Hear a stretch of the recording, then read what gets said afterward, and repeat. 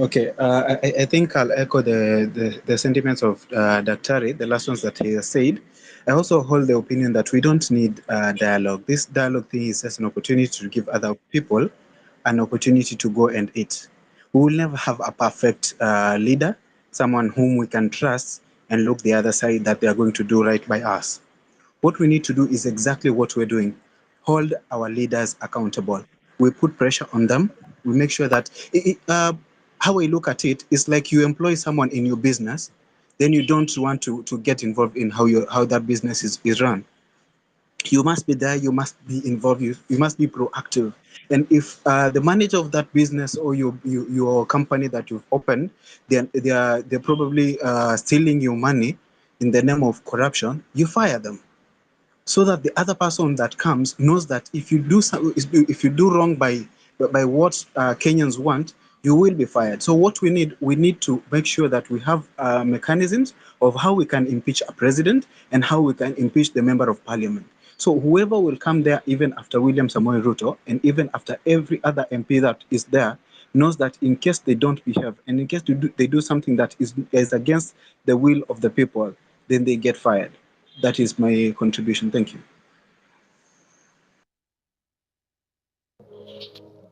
Mariam, take the mic. Yeah, thank you. And thanks so much, Dr. Ekuru, for coming through. My question to you is devolution really sustainable in Kenya? Okay, can I respond? Yes, please. Sure. Okay, so a quick answer, Mariam, is this. Let me share with you my experience as a student back in the days when I was at Warwick University in the UK. To be honest with you, for the 6 years I was there doing all my postgraduate studies, I never knew who the member of parliament was. But I was constantly being bombarded by the idea of a local authority. And local authority was premised on service delivery, garbage collection. Is the bus on time? Are the trains on time? Nobody talked about water, electricity, and all other things because those things are obvious. They are things that we needed for us to be able to live a dignified life. But, so coming back to Kenya's context, and to answer your question on whether devolution is sustainable, my honest opinion is this. I would like for us to adopt the wards, the 1450 wards, 1,450 wards, as the units to accelerate development and service delivery at our people's very doorsteps. So if we do that, then we can have a debate whether do we actually need the 47 counties of Kenya. In my honest opinion right now, if I had the chance to singly and authoritatively write the Constitution of Kenya, we don't need. We can abolish all of them. But we create a linkage between the national government and the wards. Because as population grows, as the needs grow, we probably even need more wards, but for purposes of delivering services to the people's doorsteps. So devolution is not sustainable in the current state because of the thieving, the theft that is happening. Because when you read the Auditor General report, Mariam, you will see for yourself all the 47 counties of Kenya, together with all the government departments, are actually thieves in equal measure. But nobody is punishing that. Why is that not happening? Because we have a corrupt government. You see, like they say, fish rots from the head. And when corruption is at the very top, then it cascades downwards. And that's why Kenyans are talking about, devolving corruption. Nobody's being punished. Earlier on, is it yesterday, I was in another forum where we're talking about corruption, retooling, integrity, and accountability. Until we see some of the big boys and big girls go to jail, and maybe we need to now think about how do we build a special prison, perhaps somewhere in Chalbi Desert or somewhere in Turkana where there's massive land, and we make that prison of the thieves transparent, so it becomes a museum. We need to see some action, and I think this is a conversation that the President William Ruto needs to have. He needs to tell Kenyans, I mean, what have you achieved from your promises of 2022? This nonsense of dialogue, we don't want to be entertained on this dialogue. Just fulfill your promises. You know, or hold account your ministers or your PSs. Why are they failing? So devolution is a good thing, because now for me as a Turkana, I should no longer be had saying, "Oh, I'm marginalized." No, we are not marginalized, because now there is a degree of equity in terms of redistribution of what is the national cake. So everybody is getting a certain share of national cake. The question then should be, is that money being effectively used to address the inequities, as, for example, proposed in Article 204 of the Constitution of Kenya, Equalization Fund? That is where we should be going. We should be going to the question of accountability. And is it that we are putting in office to be able to account for our money? If you lock your sheep or goats with a hyena, and tomorrow one of your goat is eaten, surely you should not be had to be complaining. So that's where the conversation should be headed. Over to you. Uh,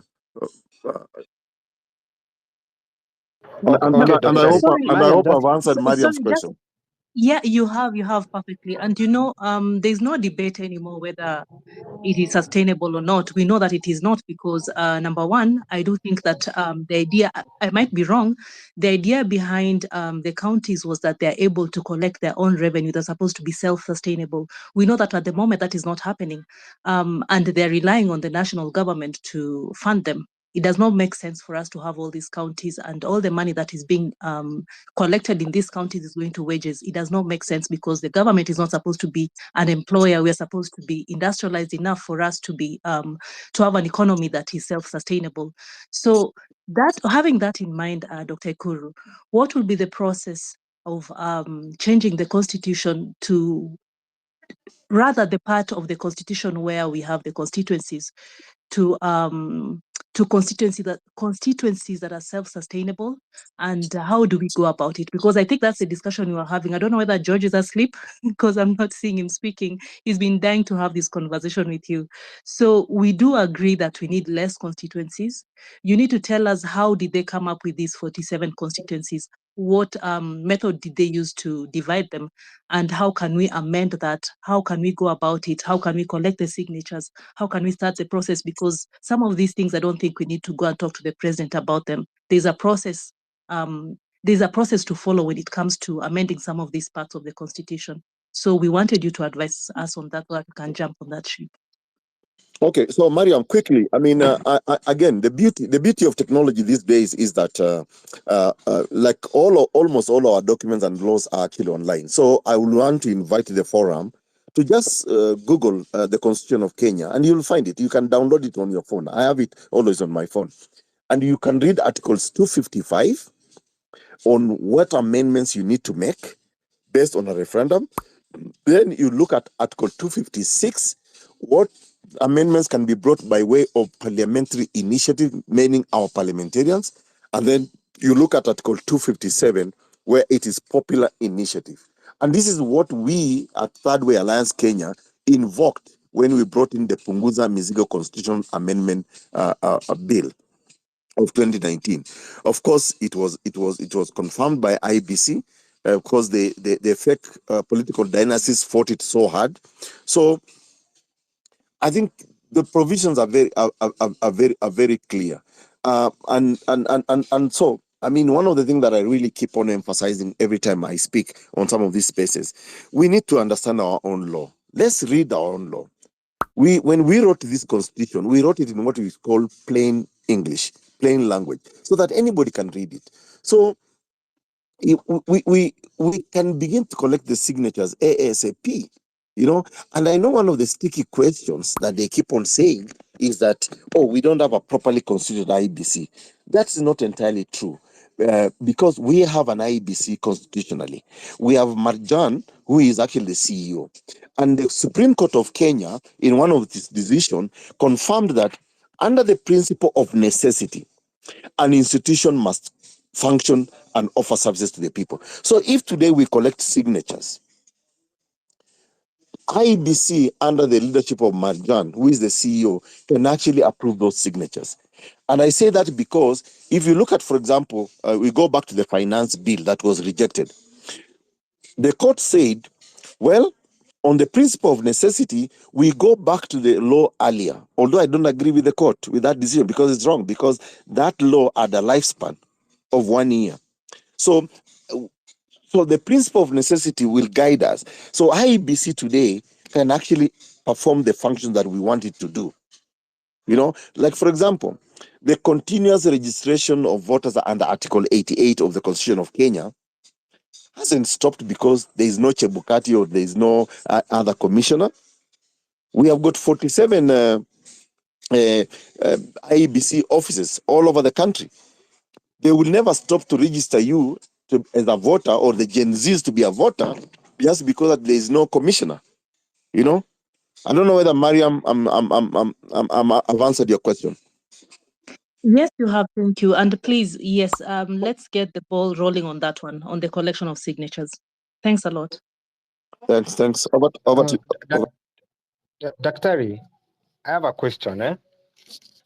Your Okoa Mzigo bill seems to have captured this moment we are in. It is not Okoa. It was Punguza Punguza Mizigo. Mzigo.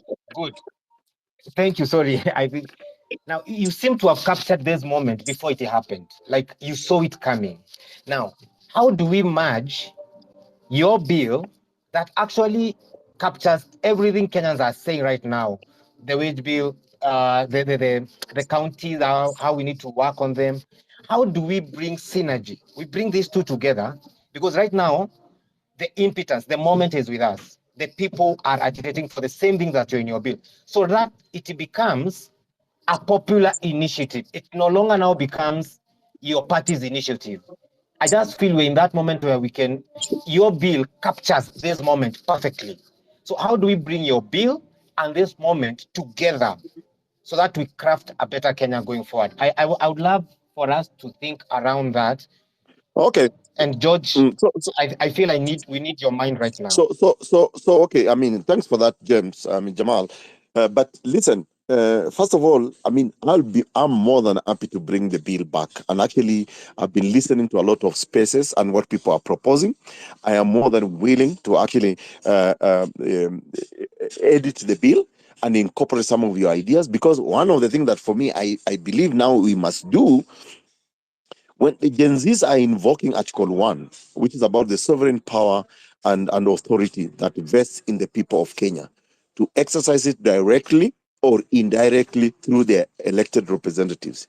Now, it is also a fact that the elected representatives have actually failed the people of Kenya. So now the Gen Zs want to exercise that power directly. So one of the things that I'm thinking about is to amend Article 1 so that we ensure when people invoke their direct exercise of sovereign power or authority, how will they go about it? It is something that I'm working on. And of course, I'll be more than happy to launch this bill online, and I hope people can own it so that it's not seen as a Ekuru Aukot. Because one of the reasons why I was being fought so hard, including them trying to actually destroy my party, is because they were asking the question, who the hell is this Ekuru Aukot anyway? Because we are the owners of political processes in Kenya, and I think that's one of the entitlements that we need to dismantle going forward. And thanks to the Gen Z movement, is that there are people in this country who believe that it is only them who can actually initiate certain processes, certain changes. Today, I'm so happy that the Gen Z are saying we are faceless, we are leaderless, we are tribeless. But at some point, we will have to confront the question: if we want Ruto out, so what next? Thanks. Over to you. Thank you, Dr. It's Anthony, not Jamal. That was my question to you. Thank you. Apologies. James, I see you have no offense again. James, I see you have a question. You can take the mic. Yeah. Am I audible?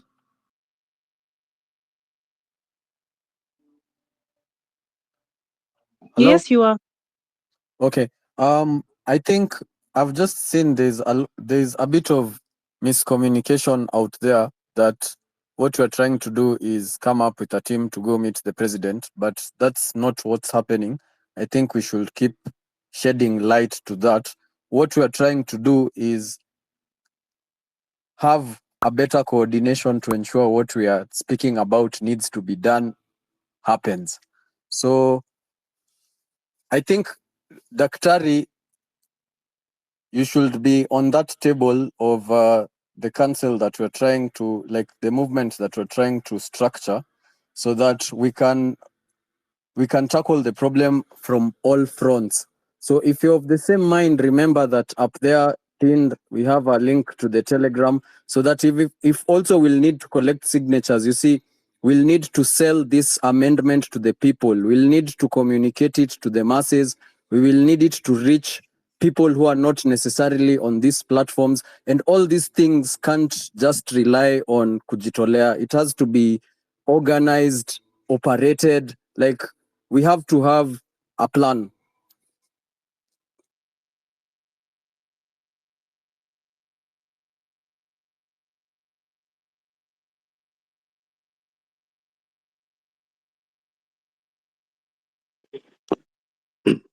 I don't know whether the speaker just dropped.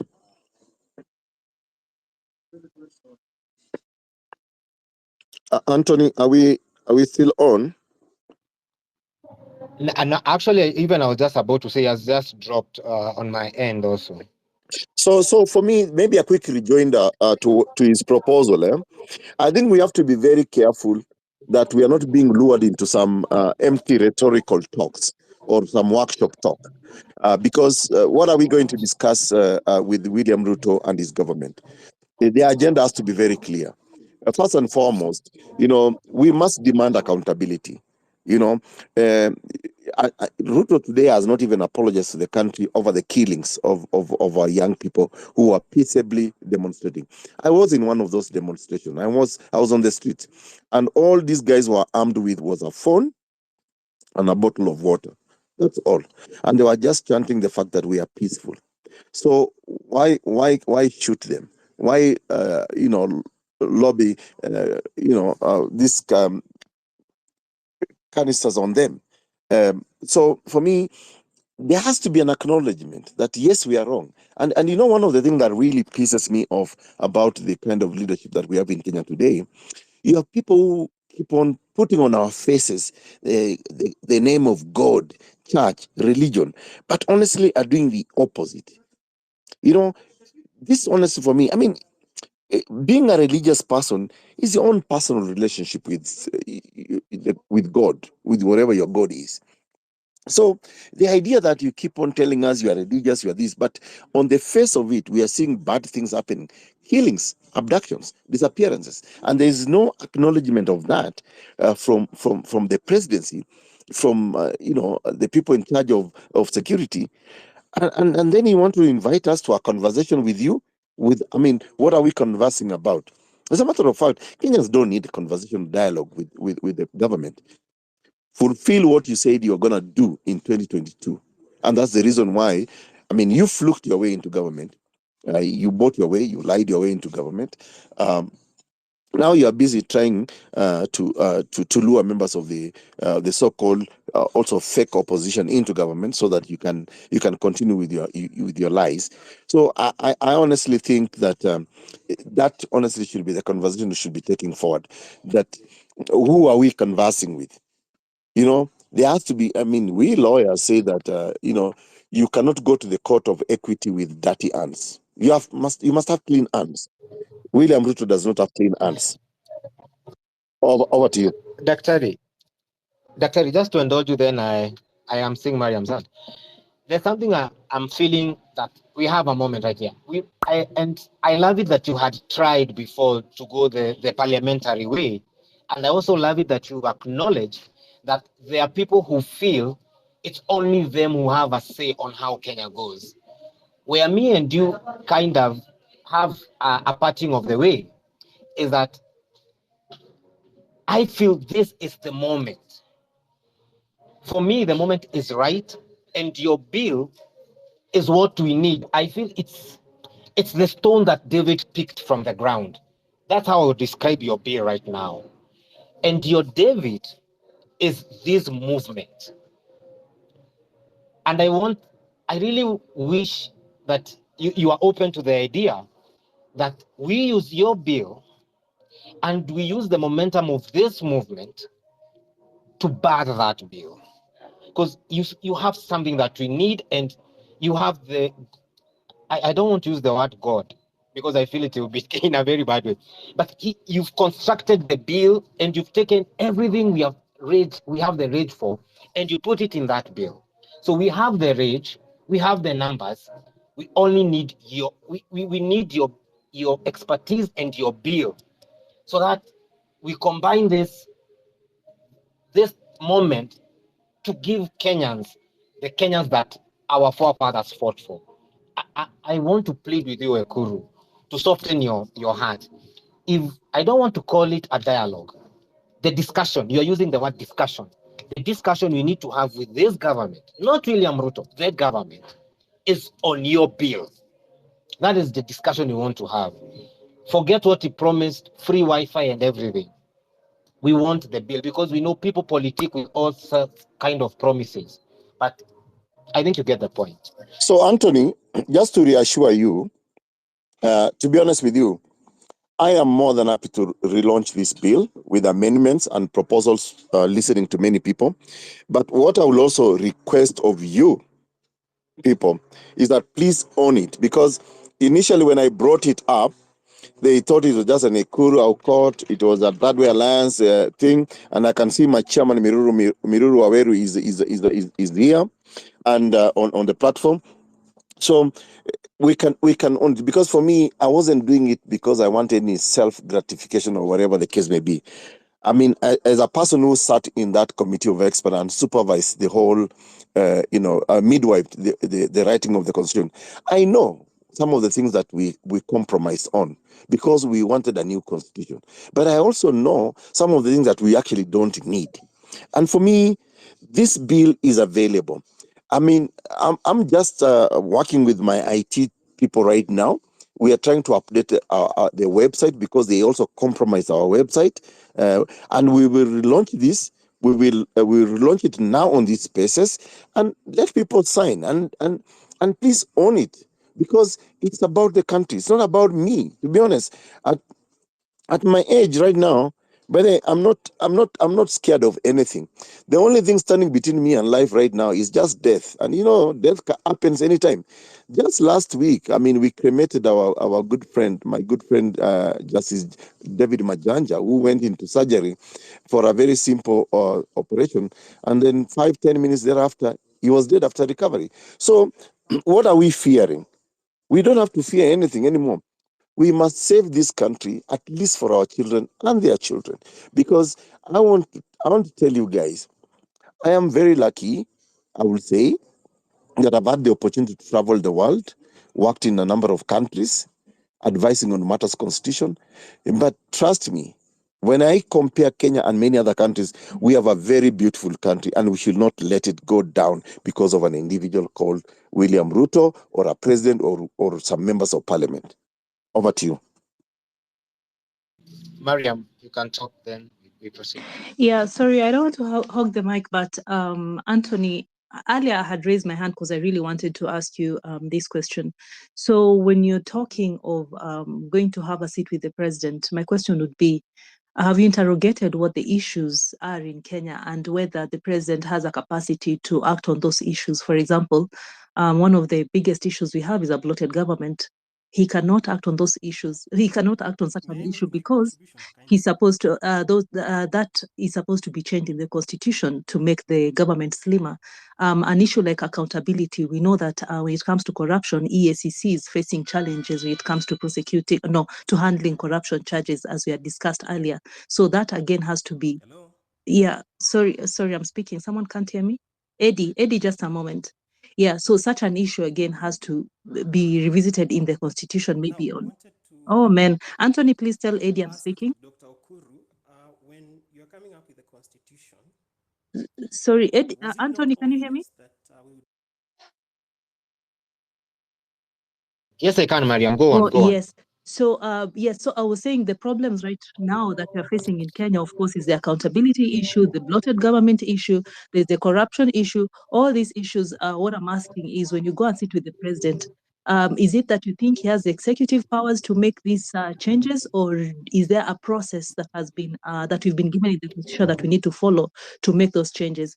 I think that's why, and I do agree with Ekuru, I think that's why many people are having hesitation in going to sit with the president, because he's going to either talk about the way his hands are tied to handling some of these issues, or give you empty promises to cool you down. So I think there's a process that needs to be followed. We need to interrogate that process. It's good that Dr. Ekuru is here, because he can actually advise us on how to tackle those issues constitutionally, than going to a president who is going to tell you that eventually mkono yake imefungwa. The same way we had Uhuru speaking last time, he's losing money, but nifanye nini? You see, the interpretation was that was the constitution has tied his hands. He can't do anything about it. So it's up to you to act on it using the constitution. So, Anthony, I do understand where people are coming from when they're hesitant to have this seat with the president. You need to actually really interrogate the real issues, and then see whether the president has any power to act on them. So that's what I wanted to say. But Anthony, before you come in, let me just have a quick rejoinder to what Mariam has said, if you allow me, please. Sure, Daktari, go on. Now, let me remind you guys, this is not the first call for Kenyans to sit down and talk about the problems of Kenya. I don't know, many of you may remember the various commissions of inquiry, the Akiumi, I don't know, I mean, the Ndungu report and all those. Nobody has implemented any of those reports, including the NADCO, the Bomas process. Honestly, we are dealing with a deceitful regime, deceitful individuals. And that's why I keep reminding us, we now need to begin to deconstruct the occupiers of our public office. This call for dialogue with the president is diversionary. Please don't buy into it, because all Kenyans are saying, you made political promises, you said you will do this, you will do that. We want to see results. Corruption, he said, nikiweka Biblia chini, nobody will steal Kenya's money. We are seeing corruption. We are now seeing the Auditor General report of 2020, 2021, 2022, 2022, 2023, and now 2023, 2024. The reports are there. What are you doing about it? So what are we dialoguing about? People are asking you, just do what you said. If you are incapable of doing what you said you will do, ship out. It's as simple as that. And so I don't understand why we even want to be lured into this conversation of dialogue. We are dialoguing about what? Thanks, Anthony. Okay, Mariam, thanks, Daktari, thanks, Mariam. I agree with the past, that we've had various commissions. But I'm also aware that in those pasts, anytime Kenya was at the moment it is in right now, things moved. The reason we have the 2010 Katiba is because it began a long time ago. People started making the noise of repealing Section 2A and devolving counties and everything a long time ago. But at some point, everything was in synergy. And forgive me, but I believe we are at a point of synergy right now. We have a very vibrant youth in this country who are right now, and tomorrow they will be in the streets. And Kibe and Mariam, you're here, and you remember there was a young guy who said, we know the Kenya we want, but what we don't have is a guide to how to get there. And he pleaded with us, he said, we want you, the millennials, Gen Xs, and any other generation, to give us the fire, the wood, or the fuel. We will sustain this thing for you. So what is the Dr. Ekuru Aukot here right now? He is that fuel these guys are asking for. They acknowledge they don't know much about the government structure and all other things that have failed. So this is what I'm saying. Maybe governments have not shown goodwill before. I just know and I can feel it that we're in a moment that right now, anything we ask for, we might not get the entire cake, because nothing, you can never get an entirety of all your demands. But why do we want to let go of what we can get? That's just where I'm coming from. I just know there's something we can get. There's something we can get. I'm just fully convinced. If we bring the minds of Ekuru Aukot here, we bring the energy of Kimuzi, Osman Otero, and every young Kenyan out there. We bring the mind of the current president of LSK. Yesterday, you saw in the chat, a priest told the DP on his face that if you bring something we don't want, we are not with you. So we even have the church. And every time the church, the civil society groups, and the country have come together, unless I'm delusional, but things change. We might not get the entirety of what we want, but I'm sure we shall get something we want. Every time that happens and people meet, right now the church is backing this movement.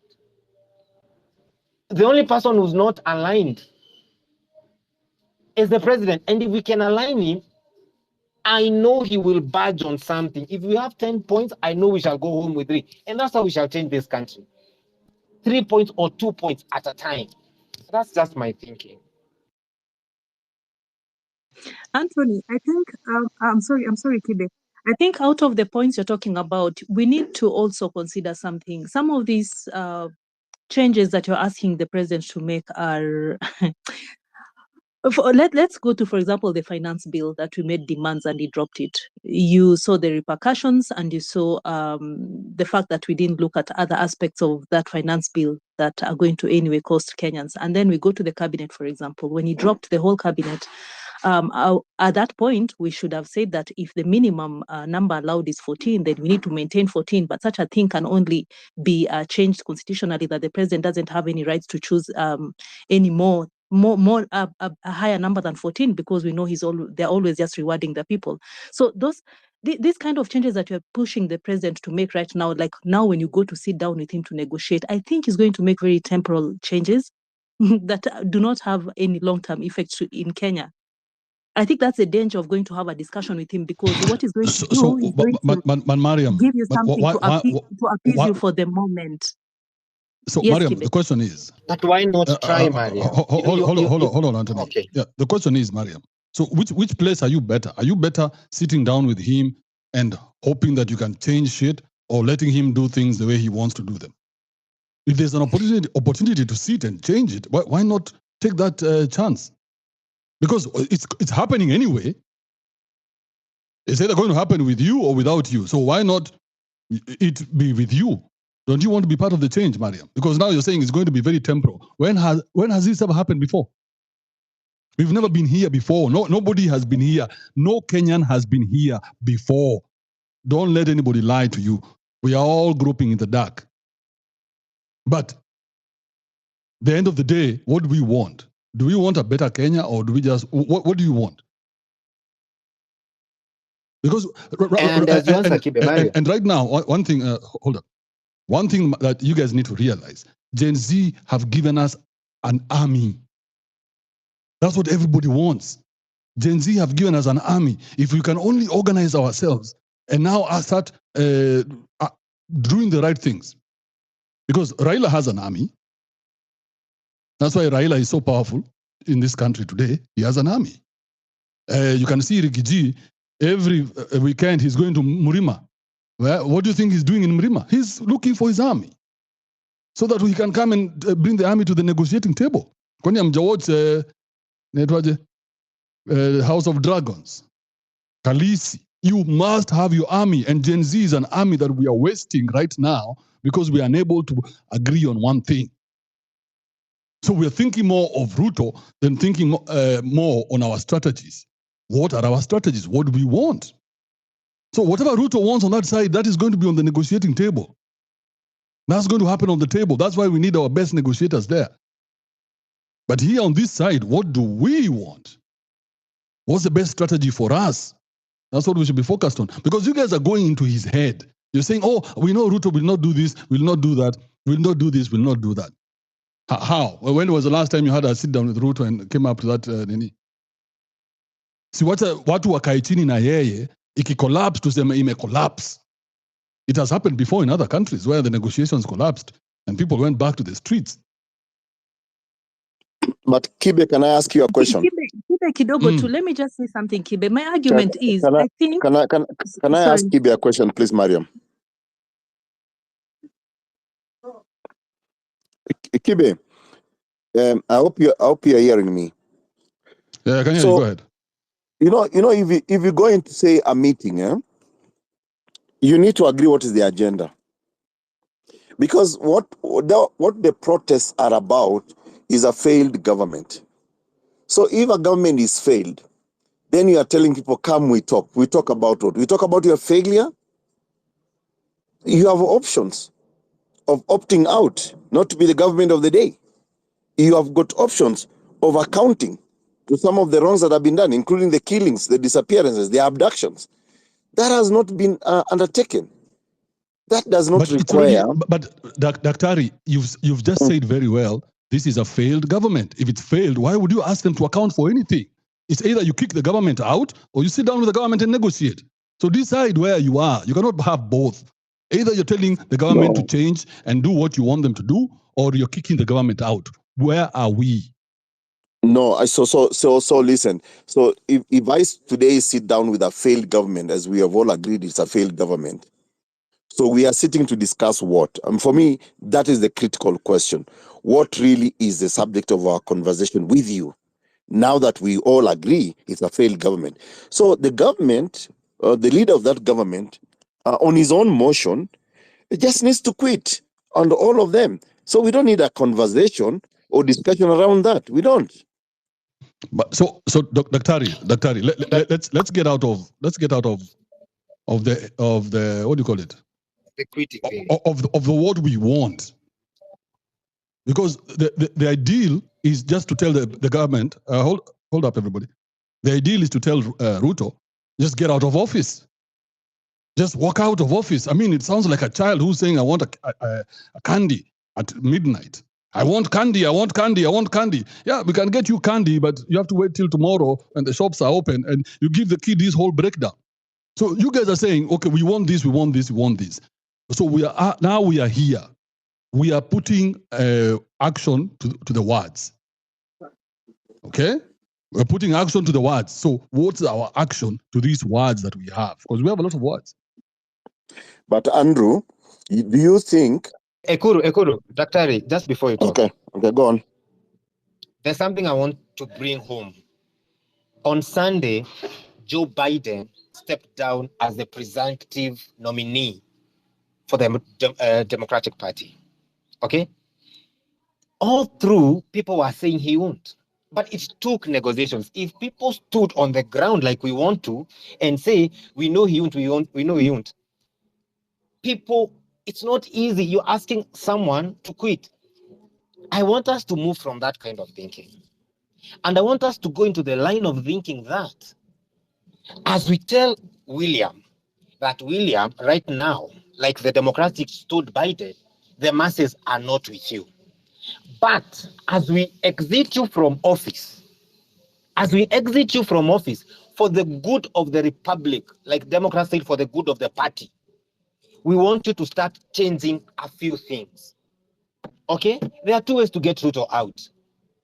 Either we wait for 2027 or to get the Kenya we want. There are two ways actually to get the Kenya we want. Either we wait for 2027 and vote someone new in, or we negotiate with the government of the day and see whether we can get the low-lying fruits from this government.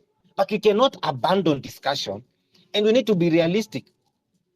Telling Ruto to quit is not, that's the longest route to what we want. I think you get my point.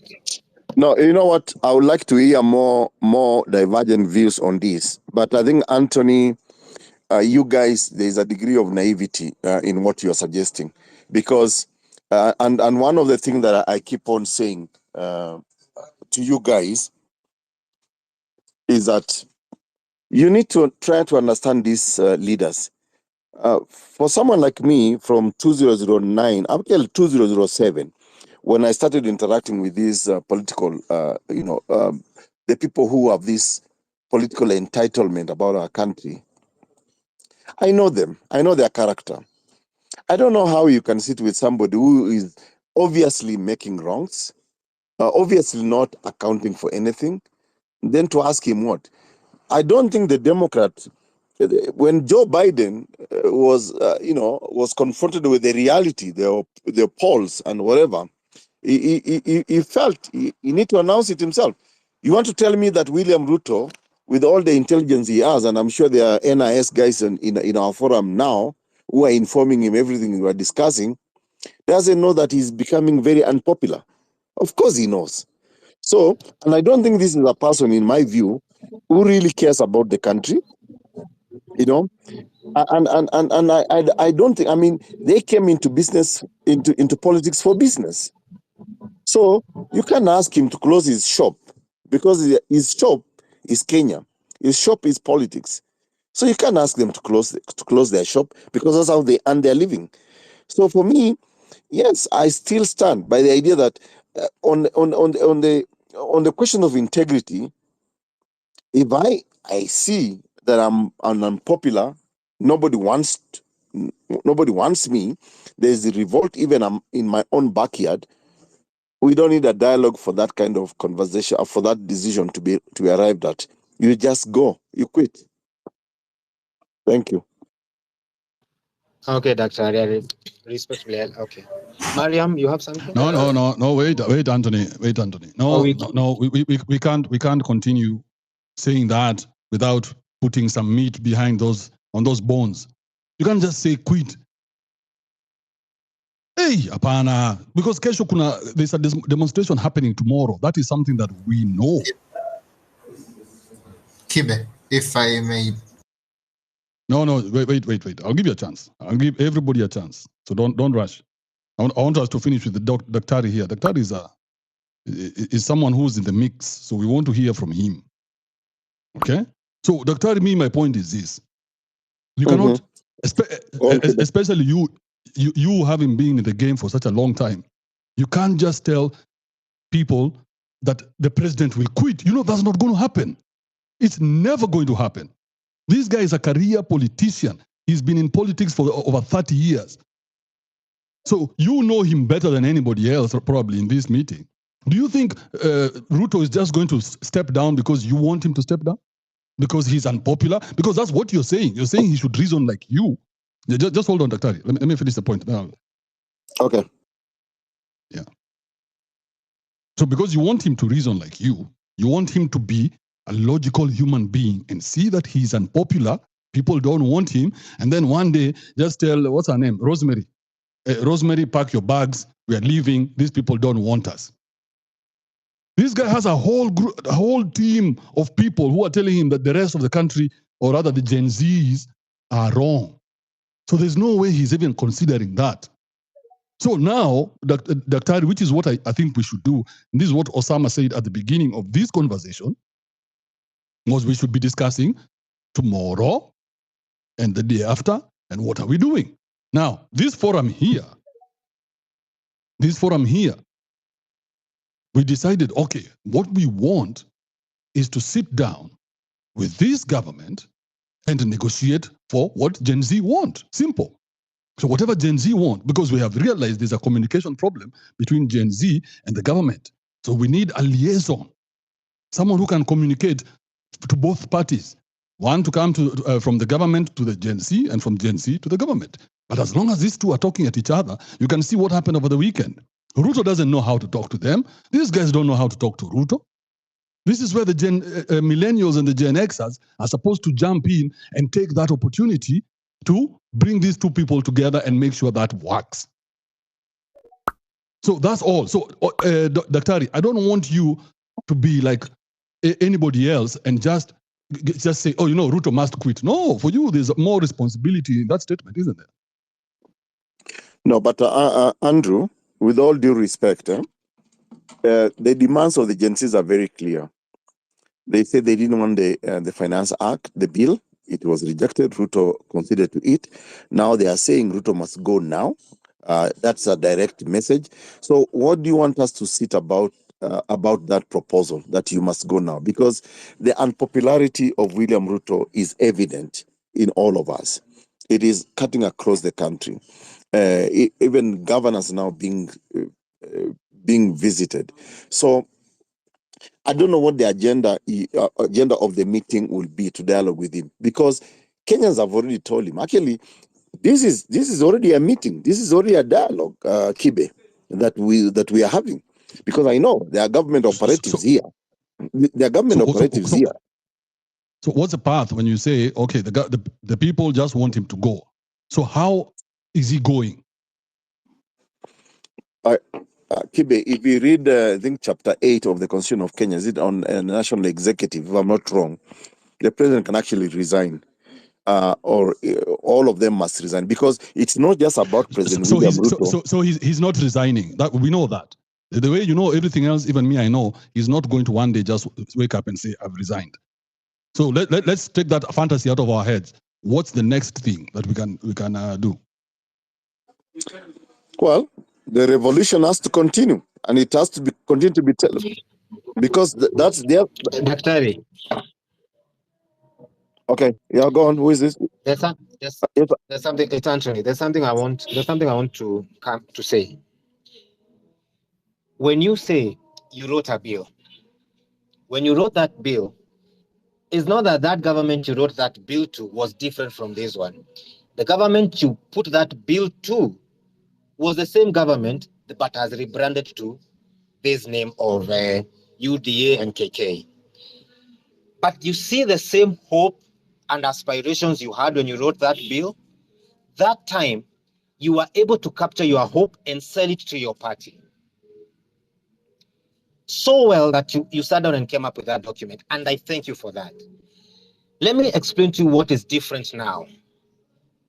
Your same document, Daktari, is now alive in 7.5 million youth, the Gen Z, who have never even read your document. But somehow, the genius in you saw this moment coming before every other Kenya saw it. So now what are we saying, or what am I telling you? Let me address you now like me. Daktari, you had the idea before its time. Now your idea is in our time, and it will be birthed. And how will it be birthed? William Ruto has said, this is the idea I have of employment. We are telling him, the idea you have of employment, we want to tweak it. We don't want to be taken to Abu Dhabi. We don't want to be taken to Germany. No. We want you to broaden the base for manufacturing, because we want to work here, because we have family here. We are telling William Ruto, this was your idea of fighting corruption, but we have a better idea. Or we can take your idea, now we want to enrich your idea. So we don't want you to reinvent the wheel.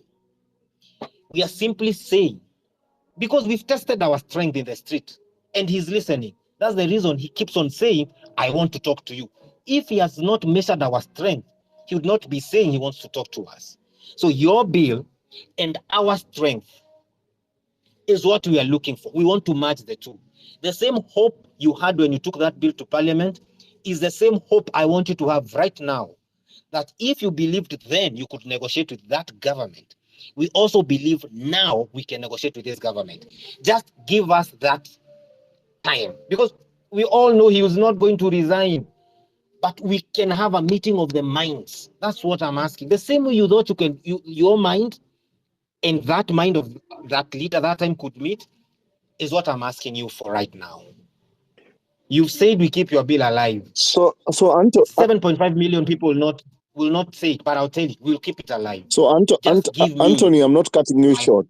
So Anthony, I'm not cutting you short, but I will tell you this. For me, the bill is there, and I'm willing to tweak it based on the current demands in the country, and I will share. One of the conditions that I've given is that I don't want people to say this is a Ekuru Aukot bill. To be honest with you, I am more than happy to go back to law school and teach law and practice my law and, retire happily, so long as I know the country in safe hands. But I'm also not going to sit back and just watch mismanagement of our country. I have a responsibility as a Kenyan. I've got a civic duty, and as you know, Article 3 of our Constitution is very clear that all of us must protect, respect, and uphold our constitution. Currently, it's not being respected, it's not being upheld, it's not being, protected. So I will happily share with you guys the Punguza Mizigo Constitutional Amendment Bill. We can rename it 2024 because, as I believe, the first Mizigo now, we don't even need to Punguza, we need to throw it away, is William Ruto. The second Mizigo is Gachagua himself. The third Mizigo for me is the National Assembly of Kenya, because these are just an appendage of the executive. So I am amenable to sharing the bill with you guys, and I will happily share it here and let people comment on it. But I want you guys to own it, so that before they are saying it's Ekuru Aukot, it's Third Way Alliance Kenya, but there was a common good for the country. It was for the good of the country. Thank you. Thank you, Dr.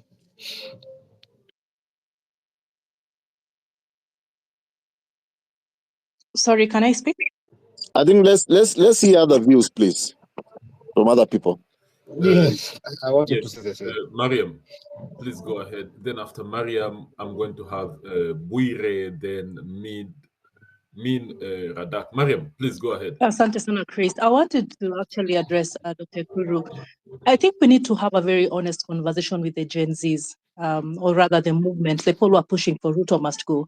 As I said earlier on this page, our hate for Ruto is really blinding us from the real issues of the country. If we got rid of Ruto today, nothing much will change because we have systematic issues.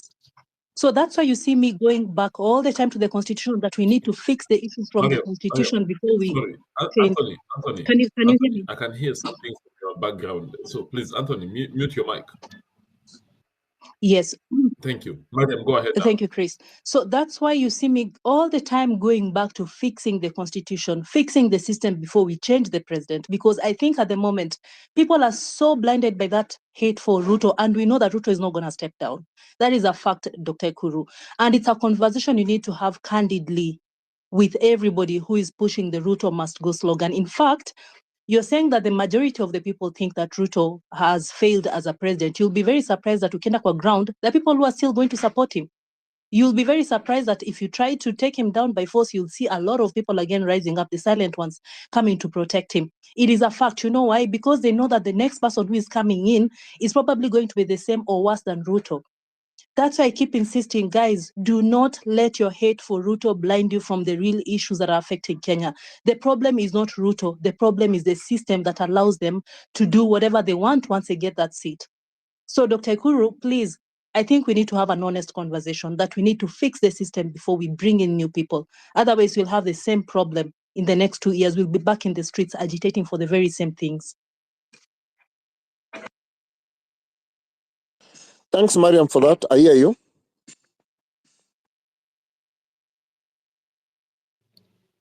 Thank you very much, Dr. Ekuru and Mariam. Now, I said next I'm going to have Buire. Buire, have you spoken? No. Can you hear me? Yes, I can hear you. Go ahead. Yes. So I've been listening in since morning, and there's something that has just come across my mind. So right now, as many people have talked on this platform, they've said they want to have a negotiation with the president.